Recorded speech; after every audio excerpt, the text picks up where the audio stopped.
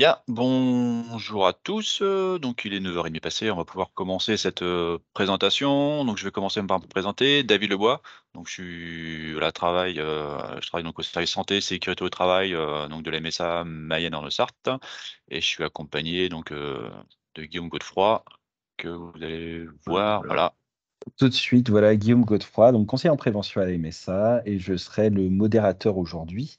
Donc, nous allons avoir une présentation pendant une demi-heure. N'hésitez pas à interagir dans la conversation pendant ce temps. Soit les petites questions, j'y répondrai directement, soit on aura une demi-heure à la fin de questions-réponses pour répondre à l'ensemble de ces questions. Voilà, donc on va pouvoir démarrer. Donc, au sommaire de ce webinaire, donc il va y avoir, trois phases. Donc, déjà, on va vous présenter un petit peu le service, santé, sécurité au travail, donc, des MSA. Donc, particularité du webinaire, donc là, c'est voilà, on représente, les 3 MSA, donc, Pays Loire, donc la MSA Loire-Atlantique-Vendée, MSA Maine-et-Loire et la MSA donc, Mayenne-Orne-Sarthe. Donc une première partie, présentation de l'offre de services, santé, sécurité au travail. Après un petit point, voilà, sur les enjeux de la prévention et puis donc on terminera sur l'objectif principal qui est de parler donc des principales obligations réglementaires, en lien donc avec la thématique, santé, sécurité pour mes salariés. Voilà, donc juste pour vous informer que ce webinaire est également enregistré. Voilà, donc il y aura possibilité de récupérer donc, à la fin de la réunion le lien pour l'enregistrement et on vous montrera également en fin de diaporama, il y aura un petit questionnaire d'évaluation très, très rapide. N'hésitez pas à le remplir pour nous aider à nous améliorer pour la suite. Voilà, on va pouvoir commencer. Hop,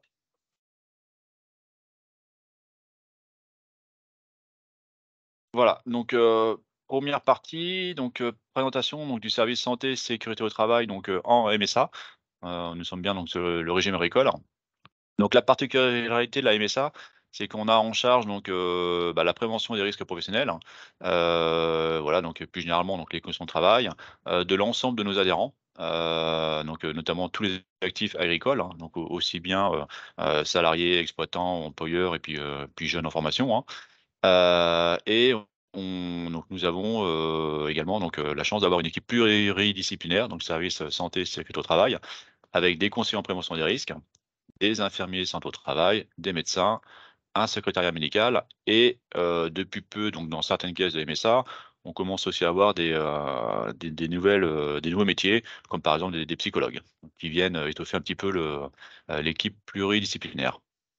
Donc l'objectif, de tout ce petit monde donc, dans l'équipe, hein, globalement, c'est le même pour tout le monde. C'est d'améliorer les conditions de travail, hein, de l'ensemble de notre population active, de faire en sorte qu'il y ait moins d'accidents, moins de maladies. Voilà, donc on est vraiment sur le champ de préservation de la santé et la réduction des accidents. Et voilà, chose importante, ça fait aussi faut le dire, voilà, on ne fait vraiment que du conseil, quoi. Donc même si aujourd'hui on va parler des obligations réglementaires, on n'a pas pour rôle donc de contrôler et de sanctionner, s'il y a des choses qui sont pas correctes, hein, sur cette thématique-là. Alors premier métier donc dans l'équipe, santé, sécurité au travail donc des MSA, donc que l'on retrouve sur les 3 MSA, hein, des Pays de Loire. Les conseillers en prévention, donc c'est vraiment des interlocuteurs de proximité.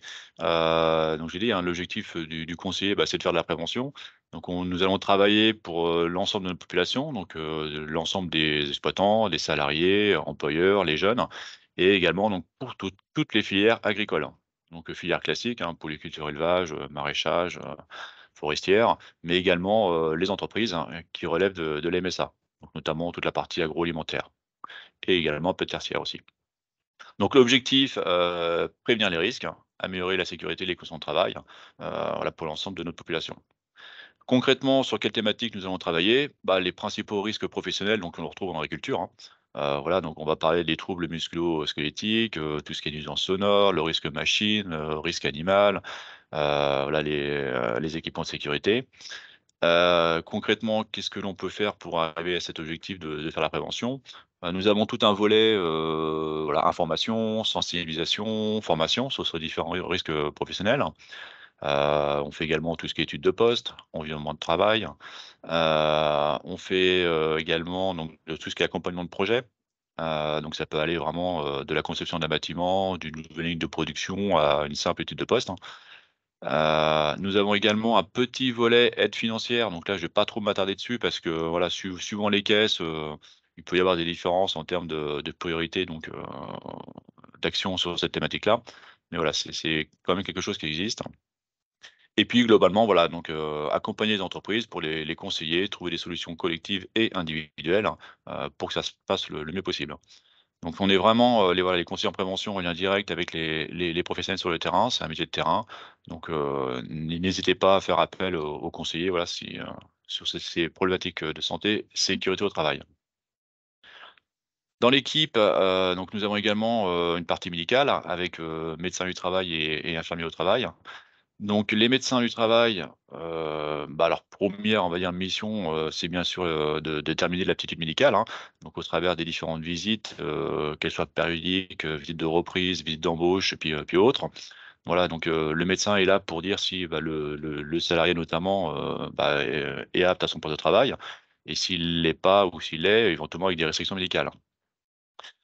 Au-delà de ça, il a aussi une partie prévention, et il est notamment un très bon lien avec les employeurs, hein, donc faut pas hésiter à contacter les médecins du travail également. Donc ils font le lien avec les entreprises, notamment au travers des CSE et puis donc au niveau de la prévention, bah, ils peuvent participer donc comme les conseillers prévention et avec eux, voilà, tout ce qui est aménagement de poste, comment dire?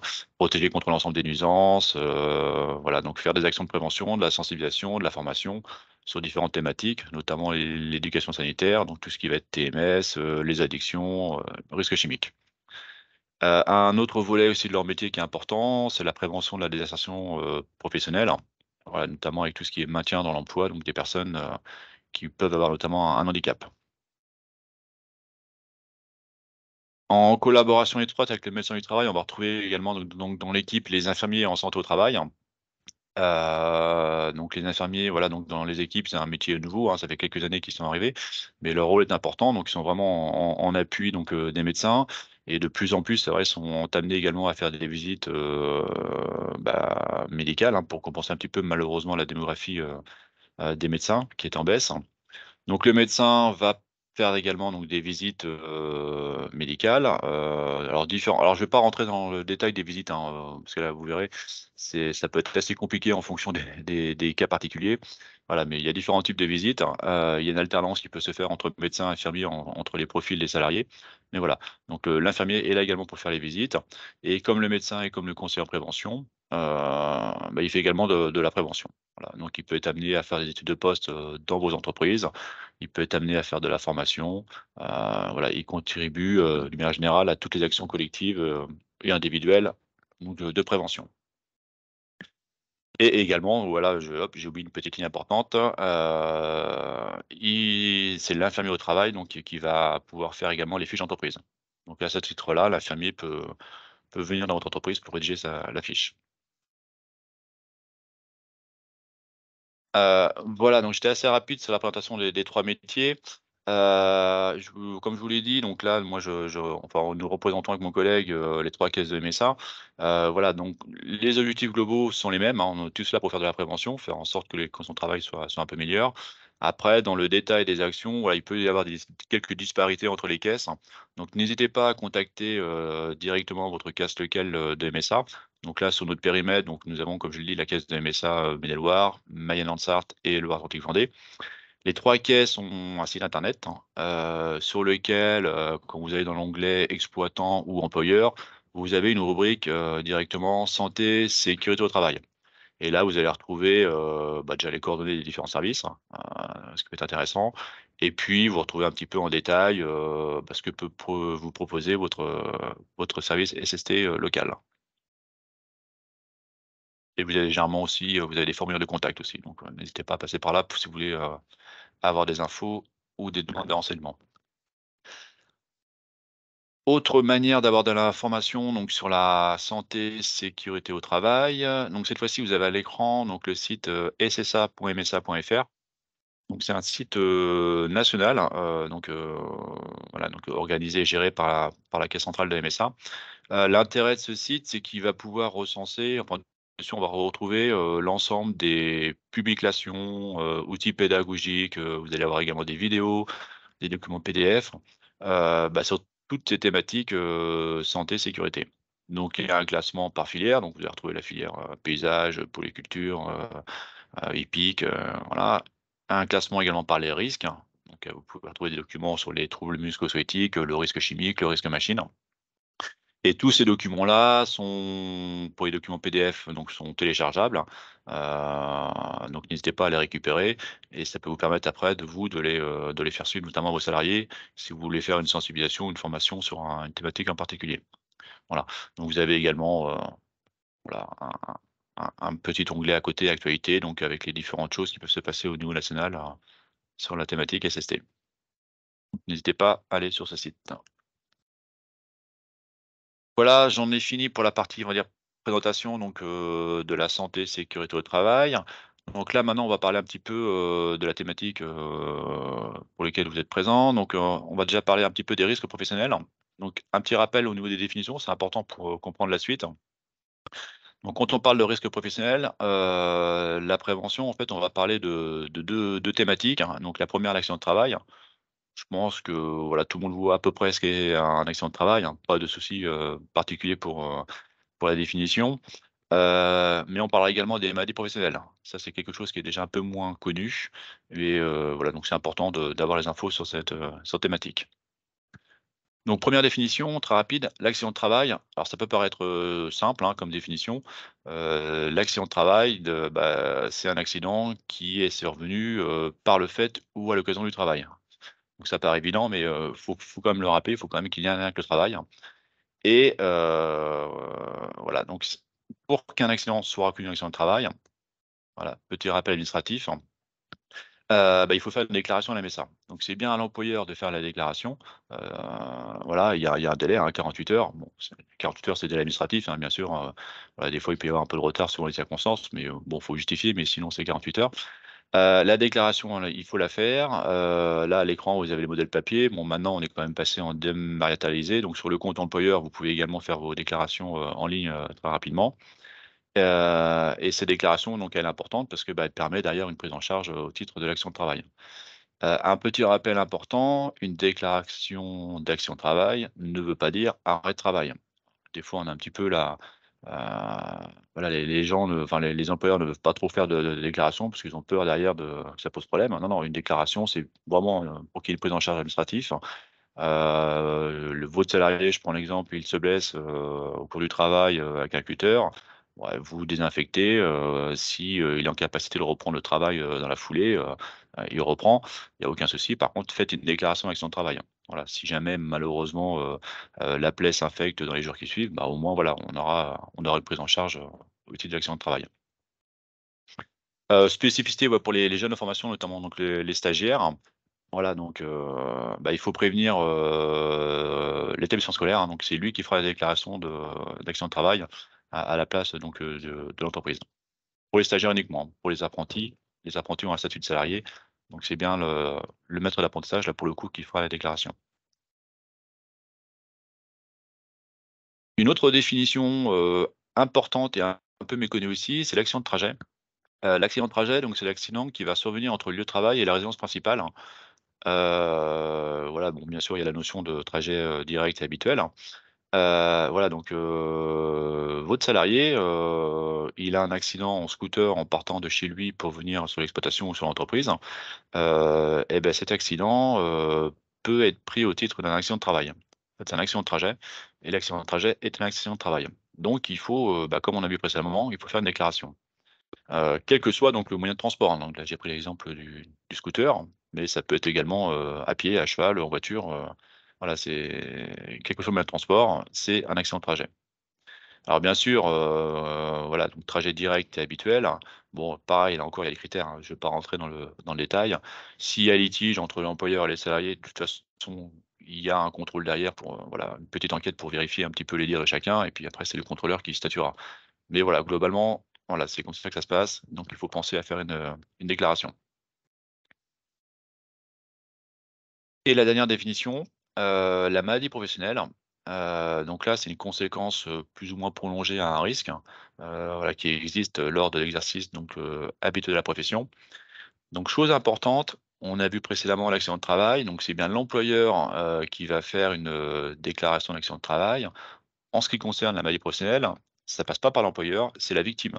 Donc il peut être le salarié, l'exploitant ou même l'employeur, hein, d'ailleurs lui-même aussi, il est concerné. C'est la victime qui va faire une demande de reconnaissance en maladie professionnelle. Donc c'est bien une demande de reconnaissance, donc ça veut dire que c'est pas automatique. Donc il y a des critères, hein, sur lesquels, bien sûr, bah, il faut répondre et si les 3 critères, principaux donc sont OK, la maladie pourra être reconnue comme maladie professionnelle. Sur le graphique, voilà, donc faut pas lire tout en détail, hein. Ce qui est intéressant de voir, c'est juste pour vous illustrer un petit peu. Donc quand on parle de maladie professionnelle, notamment dans le régime agricole, mais c'est la même chose, au régime général. Ouais, plus de 80 des maladies professionnelles reconnues reconnues, ça concerne ce qu'on appelle les TMS. Donc c'est les maladies, les troubles musculo-squelettiques. Donc c'est les maladies qui touchent les tendons, les nerfs, les muscles, hein. Donc c'est souvent lié à des efforts, des postures extrêmes, voilà, des ports de charge. Voilà, si on remonte, là en agriculture, on parle beaucoup du canal carpien, hein, notamment en élevage laitier, les problèmes de coude, problèmes d'épaule, problèmes de dos également. Voilà, donc plus de 80 concernent ces maladies-là. Après, ce qu'on va retrouver, on va retrouver donc, bah, les problèmes de dos, hein, notamment l'hernie discale, hein, qui peut être reconnue en maladie professionnelle, les zoonoses, donc les maladies transmises par les animaux, tout ce qui est affection, cutanée, et les différents types d'allergies. Voilà donc, pas mal donc de différentes maladies qui peuvent être prises au titre de la maladie professionnelle. Juste une petite diapo, je vais pas faire trop de chiffres. Voilà, donc pourquoi faire de la prévention? Bah, malheureusement, même si les chiffres vraiment s'améliorent, d'année en année, on a quand même encore beaucoup, beaucoup d'accidents de travail. Là, la semaine dernière, c'est tout récent, il y a une campagne de pub qui a été lancée là, sur les accidents mortels. Donc les chiffres annoncés, on était à pratiquement, donc je crois 700 décès encore, par an, tous régimes confondus, donc liés au travail. Donc ça fait pratiquement 2 accidents mortels par jour. Donc c'est quand même encore beaucoup, même si encore une fois, on s'est vraiment beaucoup, beaucoup, beaucoup amélioré parce que, il y a encore, 20-30 ans, c'était, vraiment catastrophique. Ça l'est toujours, mais ça s'améliore. Au niveau de l'agriculture, là uniquement pour les salariés, on est à peu près sur une année classique entre 70-80 décès, dans le régime agricole. La seule chose que je voulais moi surtout insister, voilà, en dessous, les AT, donc ça veut dire accident de travail. On se rend compte dans nos statistiques quand même que les AT, donc il y a vraiment un risque accru pour les nouveaux embauchés. Donc 45 des accidents de travail, ça concerne les personnes qui ont moins d'1 an d'ancienneté dans l'entreprise. Alors ça veut pas dire jeune, hein. Voilà, une personne qui a 45 ans qui change d'entreprise, est considérée comme une personne qui a moins d'1 an d'ancienneté et donc ce public-là, concentre à lui seul pratiquement la moitié des accidents. Donc ça veut bien dire que, on va faire le lien après, ce qu'on va voir au niveau réglementation, mais tout ce qui est, accueil, formation à la sécurité, connaissance de l'entreprise, des collègues, connaissance des manières de travailler, bah, c'est hyper important parce que, dès qu'on arrive dans une nouvelle entreprise, on est plus vulnérable, hein, donc ça peut paraître évident, mais, ça se vérifie dans les chiffres. Très rapidement, donc les conséquences de l'accident de travail et pourquoi il faut faire de la prévention. Bah, bien sûr, l'enjeu humain, on vient de voir les chiffres, hein, donc malheureusement, donc de nombreux décès encore, au quotidien. Nous, on le voit également, aux conséquences aussi importantes peut-être, donc toutes les personnes qui vont malheureusement avoir un handicap suite à un accident de travail. Et si vous le handicap, bah, ça peut derrière, amener à des licenciements, notamment licenciements pour inaptitude. Donc avec des conséquences bien sûr, sociales et financières, qui peuvent être importantes, quoi. Donc ça, c'est encore assez fréquent. Au niveau social justement, donc là pour notamment pour le salarié, donc bah, l'accident de travail, qui dit accident de travail peut dire arrêt de travail derrière, donc perte de salaire. S'il y a licenciement, on imagine bien les conséquences sociales, et puis d'ailleurs donc un impact, important au niveau familial. L'enjeu financier, j'avance rapidement. Donc voilà, donc un accident de travail coûte, hein, forcément. Donc là, on est sur les coûts directs et indirects. Donc à la grosse louche, voilà, un accident de travail va coûter donc à la société, à l'entreprise, à peu près 15 000 €. Donc c'est quand même, pas négligeable. Si on ramène ça au nombre d'accidents de travail que l'on a au quotidien, on voit bien les conséquences, financières pour la société sont extrêmement importantes et notamment aussi pour l'entreprise. Et le dernier enjeu, l'enjeu juridique, donc ça va faire le lien à ce qui va suivre après sur les obligations de l'employeur. Bah, c'est vrai que, bah, malheureusement, un accident de travail, qui va entraîner, soit, un accident mortel, soit une incapacité, grave, et bah, ça peut finir devant les tribunaux. Ça peut finir donc là, les exemples en dessous, hein, faut pas les prendre, au pied de la lettre, hein, c'est des exemples, hein. Mais c'est vrai que ça peut finir avec, bah, des peines d'emprisonnement, donc sursis ou prison ferme, hein. Et puis les amendes, hein. Donc on voilà, donc là, vous avez un exemple, par exemple, vous avez, un accident de travail qui va entraîner un arrêt de travail de plus de 3 mois avec la notion de faute, manquement délibéré. Bah, en fait, ça veut dire quoi? Ça veut dire que l'employeur, il avait connaissance, qu'une situation de travail n'était pas adaptée. Il a délibérément mis le alors délibérément ou pas, enfin, en tout cas, il a laissé travailler le salarié sur une machine à qui n'était pas conforme. Bah, c'est une circonstance aggravante. Voilà, donc en fonction de ce qui a été fait, bah, le juge, bien sûr, il évalue ou pas la responsabilité de l'employeur. Voilà, donc on en vient à notre partie, qui vous concerne le plus, les principales obligations de sécurité. Alors, cette diapo est importante parce qu'il faut bien comprendre une chose, c'est que le chef d'entreprise, voilà, il a une obligation première quand il embauche quelqu'un, bah, c'est d'assurer bien sûr la santé et la sécurité physique et mentale, des travailleurs.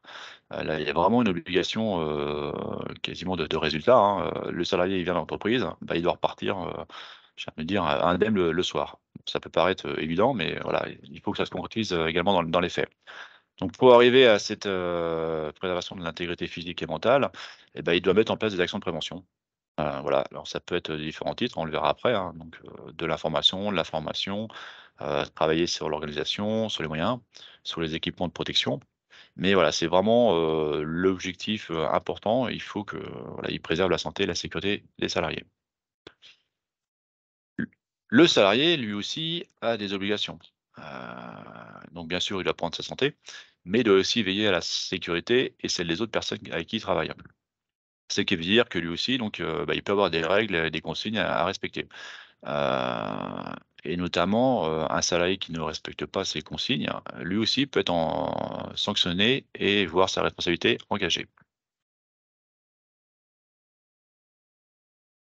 Petite diapo très rapide, je vais, voilà, je vais malheureusement passer rapidement dessus, mais encore une fois, hein, il y a des sujets sur lesquels je passe vite. Voilà, on vous donnera les coordonnées à la fin des services santé, sécurité au travail de OMSA.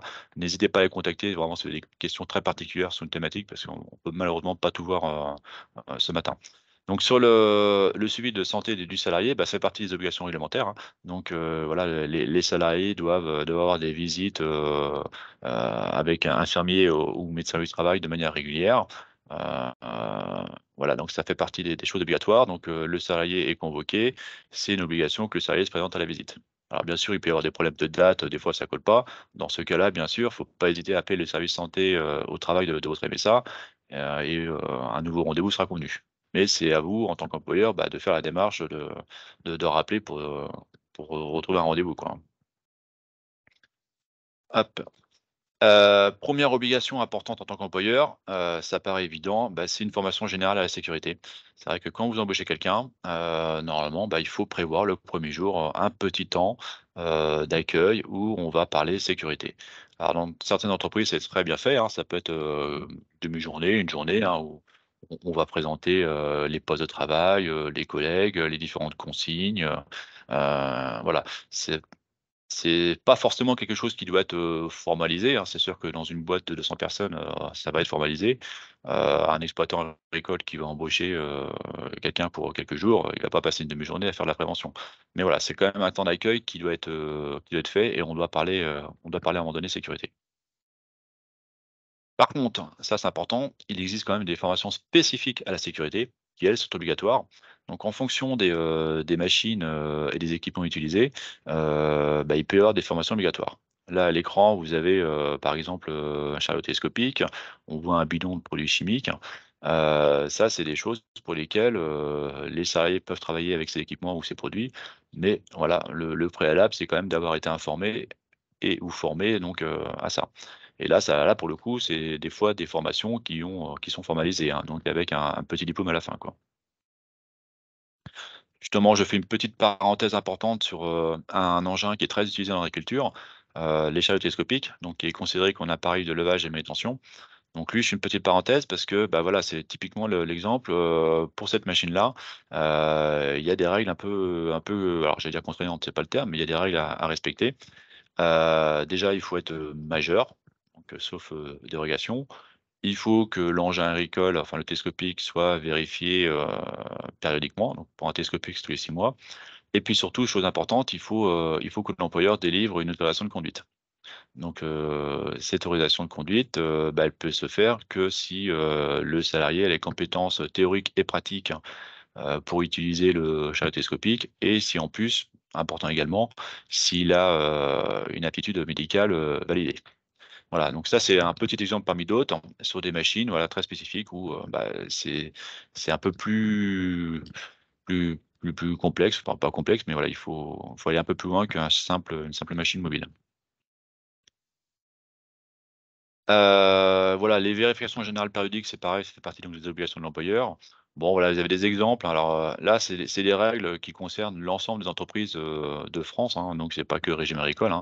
Là, on est dans le code du travail, donc tout le monde a les mêmes. Bon, c'est vrai que, entre la théorie et la pratique, on sait très bien qu'une installation électrique vérifiée tous les ans, ça peut être très contraignant, mais voilà, il faut quand même, ça fait partie des choses quand même qu'il faut vérifier de temps en temps. Ça, c'est important par contre parce qu'on dans nos accidents, on voit quand même que le risque machine, est important. Voilà, donc tout ce qui va être, conformité des machines et notamment, bah, maintien en conformité surtout. Je fais rapide, mais grosso modo, voilà, vous savez qu'une machine, dès lors qu'il y a un risque de happement, donc que le petit doigt, le bras, donc avec une courroie, des poulies, des arbres de transmission et autres, dès qu'il y a un risque de happement, il doit y avoir une protection. Qui peut, voilà, un carter, une grille, n'importe quoi, mais il ne faut pas qu'il y ait de risque de happement. Donc ça, c'est la conformité des machines. Donc toutes vos machines doivent être conformes.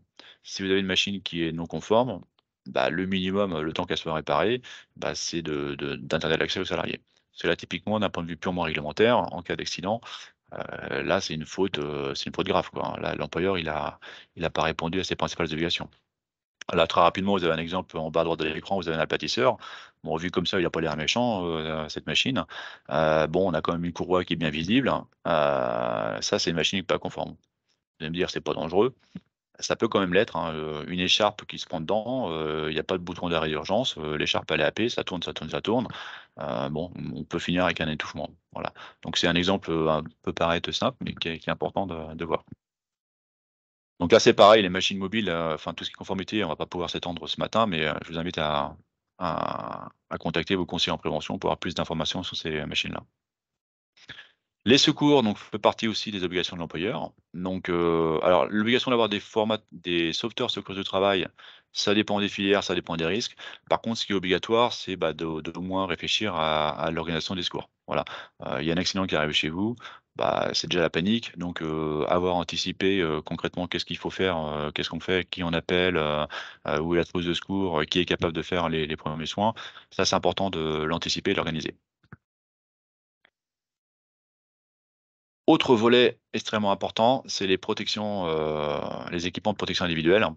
Voilà, donc en fonction de l'évaluation des risques qui a été faite par l'employeur, et en fonction donc de ce que va faire le salarié comme tâche, il peut être amené donc à mettre à disposition et même à obliger le salarié à porter des équipements de protection individuelle.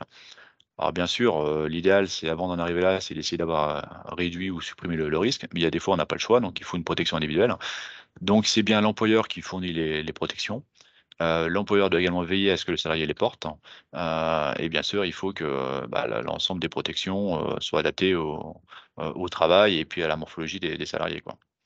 Donc ça, c'est important parce que, voilà, donc on entend souvent, dire, «Bah, oui, moi j'ai mis à disposition, un pantalon de sécurité pour faire la tronçonneuse, il le porte pas, je suis pas là pour surveiller, j'y peux rien». Eh bah si, malheureusement, c'est de votre ressort de veiller à ce qu'il le porte. Alors après, il faut essayer de comprendre pourquoi le pantalon de sécurité est pas adapté, est pas porté. Mais voilà, c'est quelque chose d'important et la même chose, le salarié, lui aussi, a une obligation là-dessus. Donc si l'employeur a rendu obligatoire la protection individuelle, le salarié doit la porter. Et là, on est dans le cas extrême, mais ça peut être justement un motif de licenciement. Alors, on espère tous qu'on va pas arriver à licencier quelqu'un pour un non-port de protection individuelle, mais ça peut arriver, en cas extrême à ce niveau-là, quoi. Autre, obligation, mais là qui voilà, qui est pas très contraignante, hein, donc c'est tout ce qui est affichage, obligatoire. Voilà, donc normalement toutes les entreprises doivent avoir les affichages obligatoires au sein de son enceinte. Il y a des affichages spécifiques comme là à droite vous avez un local, pour tout ce qui est stockage de produits chimiques, ça doit être signalé normalement, voilà, donc avec, les accès, un rappel sur les pictogrammes et autres quoi et les numéros d'urgence. Donc ça, suivant les caisses de MSA, renseignez-vous parce que c'est souvent ces affiches-là sont disponibles. On peut les fournir. Une petite parenthèse également, importante, mais malheureusement rapide, pour les mineurs, voilà, vous savez que, les mineurs, donc les moins de 18 ans, ne peuvent pas tout faire, hein. Quand vous prenez un stagiaire ou un apprenti, il y a quand même certains travaux qui sont réglementés et interdits. Par principe, la plupart des machines dangereuses sont interdites, c'est vrai, mais il y a quand même un système qui existe donc, de dérogation aux machines dangereuses et ça, il faut pas hésiter à faire appel, hein. Concrètement, c'est quoi? Vous voulez que votre stagiaire qui a 17 ans, travaille par exemple sur, une pailleuse. Logiquement, enfin, si on prend la règle, c'est interdit, une machine dangereuse. Mais en faisant une demande de dérogation auprès de l'inspection du travail, vous pouvez, finalement, faire sauter un certain nombre de contre-indications à cette machine, quoi. Alors bien sûr, pour que la dérogation soit, validée par l'inspection du travail, il va falloir montrer patte blanche, hein, donc vous assurer que, vous allez bien former le stagiaire à la machine, vous assurer que votre machine est bien conforme et vous assurer également que, notamment, l'évaluation des risques a bien été réalisée. L'évaluation des risques, donc ça fait justement bien la transition, donc on y arrive. Donc vous avez vu qu'il y a quand même pas mal de choses en matière de santé et sécurité, à faire au niveau de l'entreprise. La petite chose ou la grosse chose qui résume tout ça, c'est le fameux document unique d'évaluation des risques. Donc c'est un document qui doit être réalisé par l'ensemble toutes les entreprises, hein, quel que soit le secteur, quel que soit le nombre de salariés, depuis déjà un petit moment, hein, c'est depuis 2002, donc c'est pas nouveau. Donc toutes les entreprises doivent avoir ce document, dans lequel en fait, vous recensez les principaux risques, au sein de votre entreprise, sur votre site. Donc l'objectif, au-delà de l'objectif, purement administratif, bon, c'est vraiment un objectif de prévention, hein, donc protéger la santé et la sécurité des travailleurs, favoriser, la réflexion et l'échange. Donc l'idée, c'est quand même de le faire, le plus possible de manière, participative, hein. Si l'employeur le fait tout seul dans son coin, ça a pas beaucoup d'intérêt. Par contre, voilà, le faire avec ses salariés, ça devient intéressant, quoi. Et puis bien sûr, c'est quand même une démarche de prévention, donc si, l'objectif final, c'est de réduire les risques et donc de mettre en place des moyens de prévention adaptés, quoi. Comment réaliser son document unique? Voilà, encore une fois, là, je vous invite à vous rapprocher donc du service prévention de vos MSA, hein. Alors, les conseillers en prévention ne feront pas vos documents, hein, là-dessus soyons clairs. Par contre, voilà, on peut vous accompagner, vous sensibiliser, vous documenter pour vous aider un peu à le réaliser, quoi. Mais, quelle que soit la forme, la démarche est toujours la même, hein. Donc vous recensez les différentes activités de votre entreprise, vous listez les tâches, identification des risques et puis après vous allez parler des moyens de prévention que vous avez mis en œuvre et qui peuvent être éventuellement à réaliser. Les moyens de prévention peuvent être tout simples, hein, donc tout ce qui va être, c'est pas que du technique, hein, les moyens de prévention, hein, donc c'est de l'affichage, des consignes, de la préparation de chantier. Bien sûr, on peut avoir un peu de technique, hein, donc investir dans du matériel, voilà, des équipements.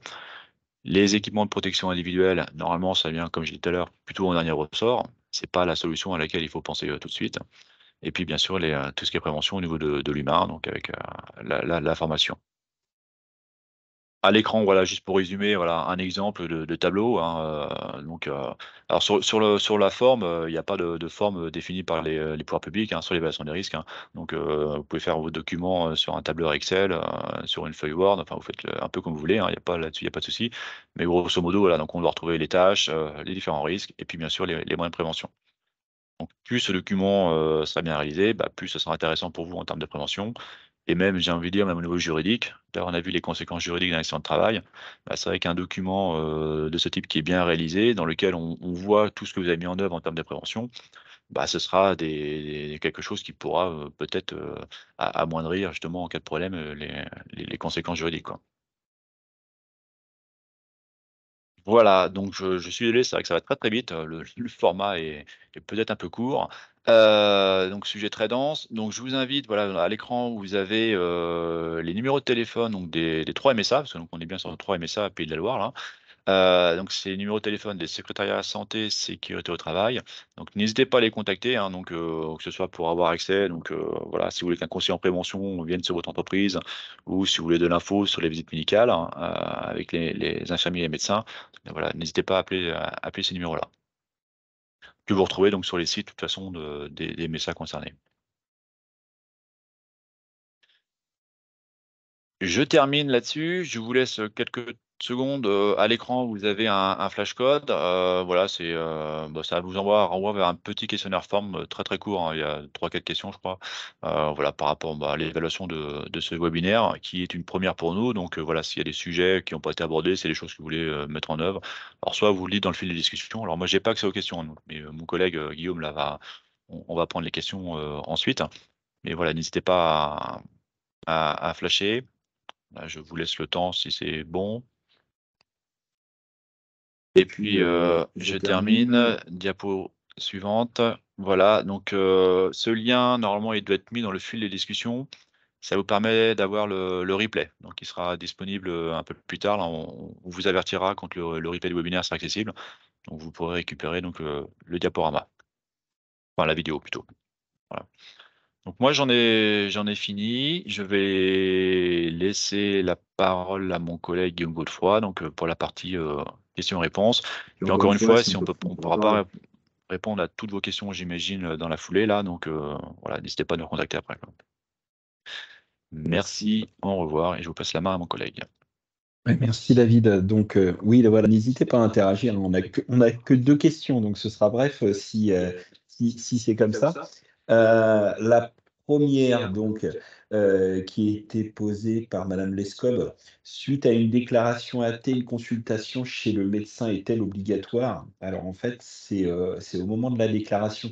Je vais vous partager directement, je vais essayer de vous partager à l'écran. Voilà. Aller chercher, les démarches directement sur le site servicepublic.fr. Je vous montrerai, comment dire? Je vous laisserai l'adresse, directement dans la conversation. En fait, quand vous êtes victime d'un accident du travail, donc vous devez faire la démarche comme David, l'a expliqué. La démarche doit être faite par le salarié dans la journée ou plus tard dans les 24 heures. Et pour faire constater l'accident du travail, en fait, bah oui, l'accident du travail, c'est bien qu'il y ait une, comment dire? Il y a une affection de l'état de santé. Donc pour le faire constater, l'état, c'est par le médecin, comment dire? Un médecin. Donc c'est lui qui va remplir, la partie certificat médical qui est jointe à la déclaration d'accident de travail. Donc voilà, en fait, pour qu'il y ait la déclaration, il faut bien, avoir les 2, comment dire? Les deux éléments, tout simplement. Hop, donc voilà, je vous poste le lien directement dans la conversation.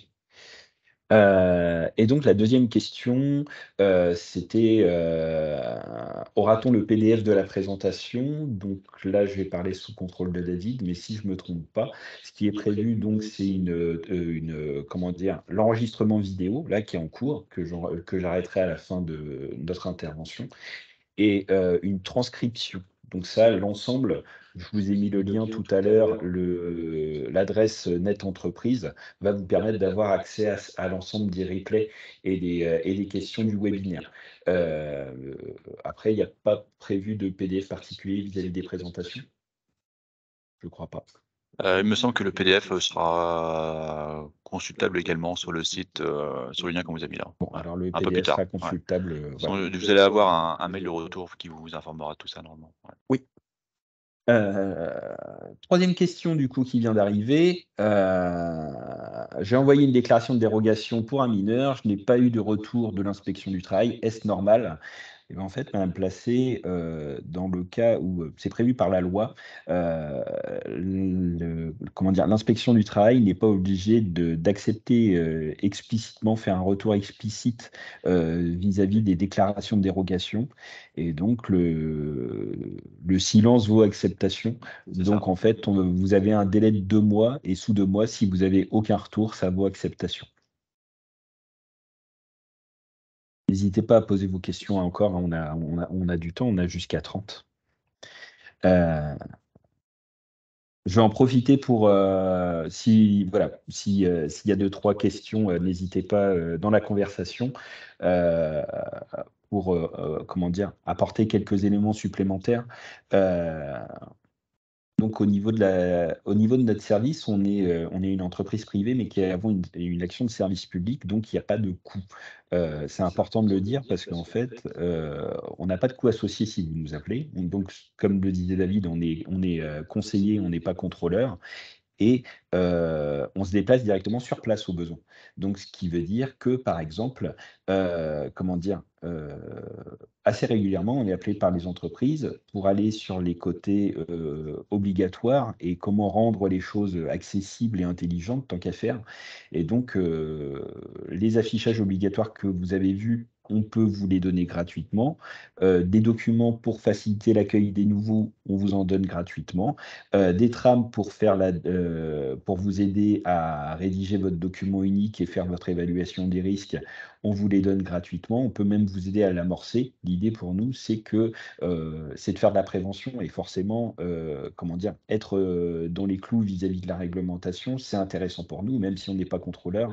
Vous aider à respecter les obligations réglementaires, c'est aussi une bonne façon de faire de la prévention. Voilà. Est-ce que nous avons des recommandations concernant l'organisation des secours en cas de nécessité de conduire la victime à l'hôpital ou chez un médecin? Doit-on faire intervenir un taxi, par exemple? Il me semble que le déplacement pour une personne accidentée, c'est pas du Alors la ressort de la réponse, elle est très personne. claire, en cas d'accident chez vous, vous avez surtout pas le droit d'emmener la personne, directement aux hôpitaux, hein. Vous êtes pas assuré, enfin les véhicules, personnels et même professionnels ne sont pas assurés pour le transport de blessés. Donc c'est interdiction. La seule chose à faire, bah, si vous avez des secouristes, bah, ils peuvent bien sûr faire les premiers soins, mais très rapidement, il faut appeler les secours en fait. Donc les numéros d'urgence, hein, donc 15 et 18 et c'est notamment le numéro 15, donc le SAMU qui en fonction donc, de l'état de santé, de gravité donc de la victime, vous dira ce qu'il y a à faire. Donc soit ils dépêcheront, une ambulance, soit ils dépêcheront les pompiers, soit éventuellement ils vous diront: «Bah, effectivement là vous pouvez vous rendre, directement à l'hôpital, mais ça sera fait donc sous couvert du SAMU». Donc c'est voilà, c'est leur responsabilité.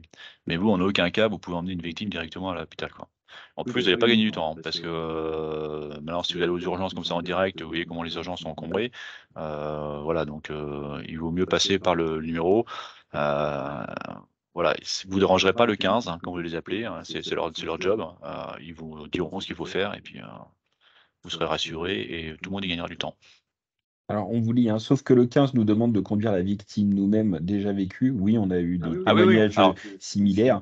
oui, Faut vraiment, appuyer le fait parce que les conversations du 15 sont enregistrées. mmh, Faut vraiment appuyer le fait que, comment dire? Est-ce qu'ils sont OK au niveau de la responsabilité? Parce que, mmh mh. emmener la victime vous-même et qu'il y ait un problème sur la route, sur le moment de conduire, c'est aussi une prise de responsabilité, donc faut être bien clair avant de partir. Oui, non, c'est ce que voilà, c'est clair. Il faut appeler le 15 et vous le faites sous couvert du 15, quoi et partez pas tout seul comme ça avec le salarié, à l'arrière, quoi. Même si des fois ça vous paraît plus rapide, mais c'est